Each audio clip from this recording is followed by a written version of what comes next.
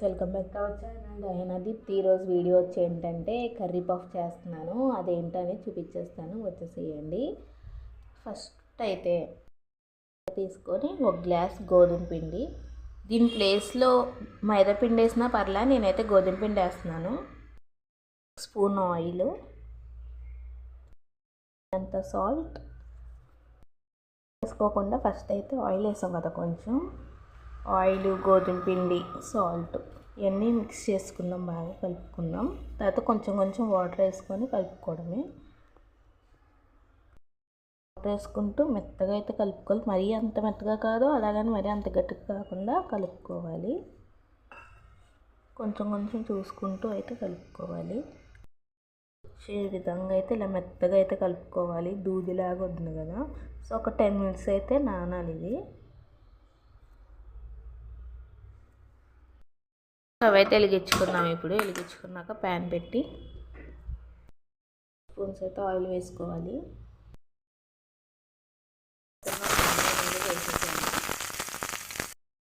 Colour అయితే రావాలి. త్వరగా వేగడానికి పసుపు అండ్ ఉప్పు, పసుపు కొంచెం సాల్ట్ కదా. దీనికి పచ్చిమిరపకాయలు వేయలేదంటే ఆలోచిస్తున్నారా? దానికన్నా చిన్న టిప్ చెప్తాను చూడండి. పొడి ఉంటుంది కదా, పొడి అయితే వేసేసుకోవడమే, దాని బదులు కలిపేసుకొని ఇంకా కట్టేయడమే.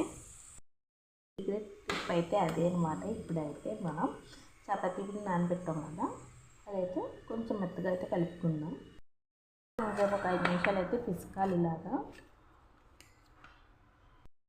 ఇప్పుడైతే చేసేస్తాం కదా, ఇప్పుడైతే ఒక్కొక్కటి తీసుకొని పిండిని బాగా చపాతీ పిండిలా చేయాలి. ఉన్నాక దీని మధ్యలో అయితే ఆనియన్స్ పెట్టేసుకుందాం. ఆనియన్స్ అయితే పెట్టేసాం కదా, పెట్టేసాను. ఇంకా అయితే మిగతాయి కూడా అలా చేసేసుకుందాం. ప్యాన్ పెట్టి డీప్ ఫ్రైకి సంబంధించినంత ఆయిల్ అయితే వేసుకోవాలి. హీట్ ఎక్కాలి.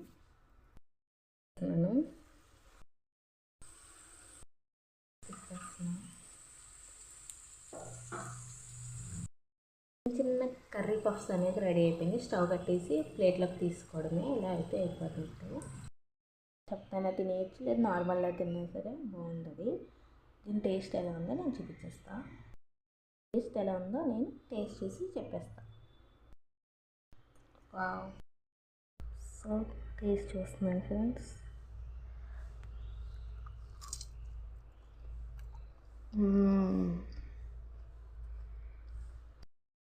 క్రిస్పీగా, ఎమ్మీగా, చాలా అంటే చాలా బాగుంది.